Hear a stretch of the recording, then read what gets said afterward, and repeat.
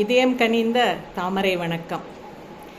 எங்கிருந்தோ வந்தான் இடைச்சாதி நான் என்றான், இங்கிவனை யான் பெறவே என்ன தவம் செய்து விட்டேன் என்று அன்னைக்கு பாடினது நம்ம சுப்பிரமணிய பாரதி. அவர் ஒரு பெரிய விஷனரிங்க. ஆனால் இந்த காலத்தில் இன்னைக்கு இந்த நேரம் அது ஒருத்தருக்கு பொருந்தும். அது யார்? நம்ம அருமை தம்பி அண்ணாமலைக்கு பொருந்தும். இவர் இப்போ நம்மளுக்கு கிடைச்சிருக்காருங்க, ஒரு அரிய பொக்கிஷம்.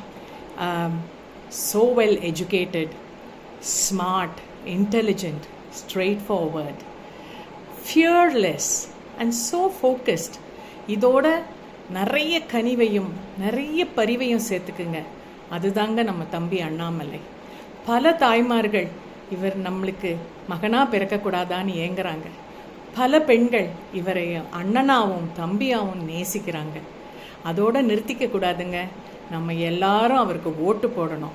ஏன்னா நம்மளுடைய பல கனவுகளை, கோயம்புத்தூருக்கும் தமிழ்நாட்டுக்கும் எல்லாரும் பல கனவுகள் வச்சுருக்கோம். அதெல்லாம் செய்யறதுக்கு ஒரு ஆள் வேணும்னா அது அண்ணாமலையால் மட்டும்தாங்க முடியும். அவர் தயாராக இருக்கார், நம்மளும் தயாராகணும். அவருக்கு ஓட்டு போடணும், அவரை ஜெயிக்க வைக்கணும்.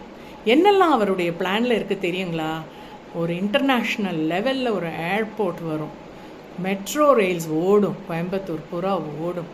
சிறு குறு தொழில்களுக்கு நிறைய செய்யணும்னு ஒரு பிளான் இருக்குது அவருக்கு. அடித்தட்டு மக்களுக்கு நிறைய வசதிகள், சூவேஜ்கள், தண்ணி வசதி, இந்த கௌஷிகா நதியையும் இந்த நொய்யலாத்தையும் சுத்தம் பண்ணி தண்ணி, மழை தண்ணி வரும்போது அதில் அலையடித்து ஓடணும். ஓடிட்டு இருந்த காலம் இருந்ததுங்க, நான் பார்த்துருக்கேன். இப்போ இல்லை. அதெல்லாம் செய்யணுங்கிற எண்ணம் அவருக்கு நிறைய இருக்குங்க. இதெல்லாம் செஞ்சாலே அடித்தட்டு மக்களுக்கு எல்லாம் கிடச்சிரும். ஒரு நல்ல வீடு கிடைக்கும், பாத்ரூம் வசதி கிடைக்கும், பஸ்ஸு வசதிகள் கிடைக்கும், குழந்தைங்களுக்கு விளையாடுறதுக்கு பக்கத்திலேயே ப்ளே கிரவுண்டு கிடைக்கும். இதெல்லாம் செய்யறதுக்கு அவர் தயாராக இருக்கார்.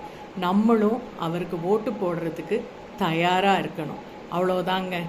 மனதில் உறுதி வேண்டும், வாக்கினிலே இனிமை வேண்டும், நினைவு நல்லது வேண்டும், நெருங்கின பொருள் கைப்பட வேண்டும், மனதில் உறுதி வேண்டும், கண் திறந்திட வேண்டும், காரியத்தில் உறுதி வேண்டும்.